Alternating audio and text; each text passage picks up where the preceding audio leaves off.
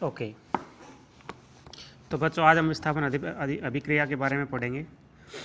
अभी तक जो पिछली वर्कशीट्स आई हैं उनमें हमने जाना है कि कुछ धातुएं अधिक क्रियाशील होती हैं, कुछ कम क्रियाशील होती हैं, और कुछ धातुएं तो ऐसी भी हैं जो अभिक्रिया करती ही नहीं हैं। तो अब हम धातुओं की अभिक्रियाशीलता के बारे में विस्थापन अभिक्रिया की मदद से जानते हैं। इसके लिए हम एक क्रियाकलाप करेंगे। इस क्रियाकलाप को करने के लिए पहले हम 100 ml के 5 बीकर लेंगे, जिन पे A, B, C, D और E लिखेंगे। हर एक बीकर में 50 ml पानी लेंगे।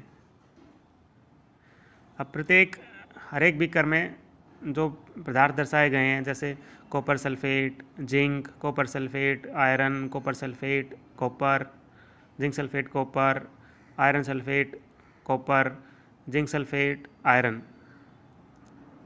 जैसा इधर दर्शाया गया है इस वर्कशीट में, वैसे हम इन बीकर्स में ये सॉल्यूशन ले लेंगे। तो बीकर ए में लेंगे हम कॉपर सल्फेट और जिंक, एक जिंक का टुकड़ा डालेंगे उसमें।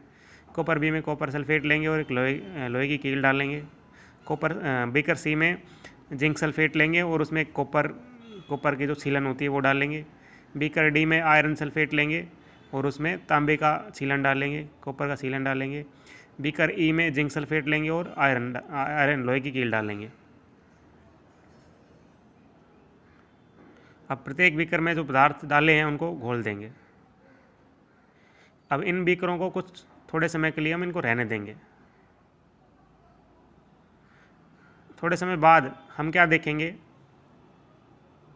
कि कुछ बीकर्स में से जो कलर था वो चला गया है, कुछ बीकर का कलर है वो बदल गया है, और कुछ बीकर्स का कलर बदला नहीं है। तो इसमें हमारा जो ऑब्जर्वेशन है वो क्या होगा, जो बीकर ए है, बीकर ए में हमने डाला था कॉपर सल्फेट और उसमें एक जिंक का टुकड़ा डाला था। तो बीकर ए में क्या हुआ, जिंक सल्फेट में से, कॉपर सल्फेट में से जो कॉपर है उसको जिंक ने डिस्प्लेस कर दिया, उसको विस्थापित कर दिया है। इसका मतलब क्या है कि जिंक कॉपर से ज़्यादा क्रियाशील है,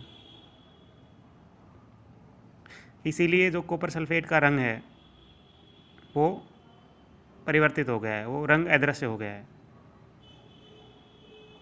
और जो कॉपर है जो विस्थापित हुआ है जिंक के द्वारा, वो बीकर की तली में जाके जमा हो जाता है, एक भूरा पाउडर बन जाता है। तो उसमें जो अभिक्रिया होती है वो क्या होती है, कॉपर सल्फेट प्लस जिंक, और वो क्या बनाता है, जिंक सल्फेट प्लस कॉपर। तो जिंक ने कॉपर को कॉपर सल्फेट में से विस्थापित कर दिया और उसकी जगह पे खुद आ गया। तो उसने नया जो पदार्थ बनाया उसको जिंक सल्फेट बनाया और कॉपर बाहर चला गया, कॉपर पेंदे में जाके बैठ गया। इसी तरह से बीकर बी में हम क्या देखेंगे, बीकर बी में हमने क्या लिया था, कॉपर सल्फेट और आयरन, लोहे की कील। तो इसमें आयरन सल्फेट बन जाता है और कॉपर नीचे पेंदे में बैठ जाता है। मतलब यहाँ पे भी जो आयरन है, लोहा है, वो ज़्यादा अभिक्रियाशील है कॉपर से, इसलिए उसने कॉपर को डिस्प्लेस कर दिया, वहाँ से विस्थापित कर दिया कॉपर सल्फेट से, और खुद का कंपाउंड बना लिया जिसको बोलते हैं आयरन सल्फेट। और कॉपर बीकर के पेंदे में जाके इकट्ठा हो गया। इस तरह से हमने देखा बीकर सी, डी और ई में कोई अभिक्रिया नहीं हुई।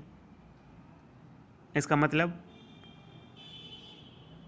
कॉपर बीकर सी की बात करते हैं, कॉपर जिंक से ज़्यादा अभिक्रियाशील नहीं है, इसलिए वो जिंक को विस्थापित नहीं कर पाया। इसी तरह से कॉपर आयरन से भी ज़्यादा क्रियाशील नहीं है, इसलिए वो आयरन को भी आयरन सल्फेट से विस्थापित नहीं कर पाया।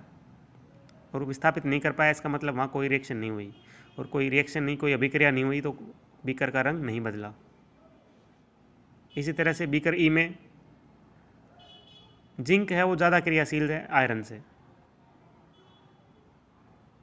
तो जिंक ज़्यादा अभिक्रिया करता है आयरन से, इसलिए आयरन जिंक को विस्थापित नहीं कर पाया, और विस्थापित नहीं कर पाया तो कोई भी अभिक्रिया नहीं हुई, और कोई अभिक्रिया नहीं हुई तो बीकर का रंग नहीं बदला। ठीक है। तो हमने देखा कि बीकर सी, डी और ई में कोई अभिक्रिया नहीं हुई, जिसकी वजह से उनमें कोई परिवर्तन नहीं हुआ। यहाँ यह केवल अधिक अभिक्रियाशील धातु कम अभिक्रियाशील धातु उसके जलीय विलयन में विस्थापित कर सकती है,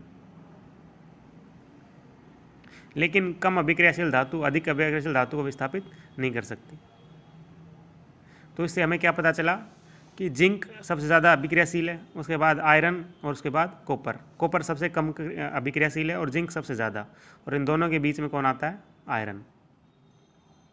तो ज़्यादा अभिक्रियाशील धातु है वो कम अभिक्रियाशील धातु को उसके कंपाउंड में से, उसके सॉल्यूशन में से उसको विस्थापित कर देती है, विलयन में से विस्थापित कर देती है। लेकिन कम अभिक्रियाशील धातु अधिक अभिक्रियाशील धातु को विस्थापित नहीं कर पाती है। तो आप इन प्रश्नों का जवाब ढूंढेंगे और मुझे भेजेंगे। धन्यवाद।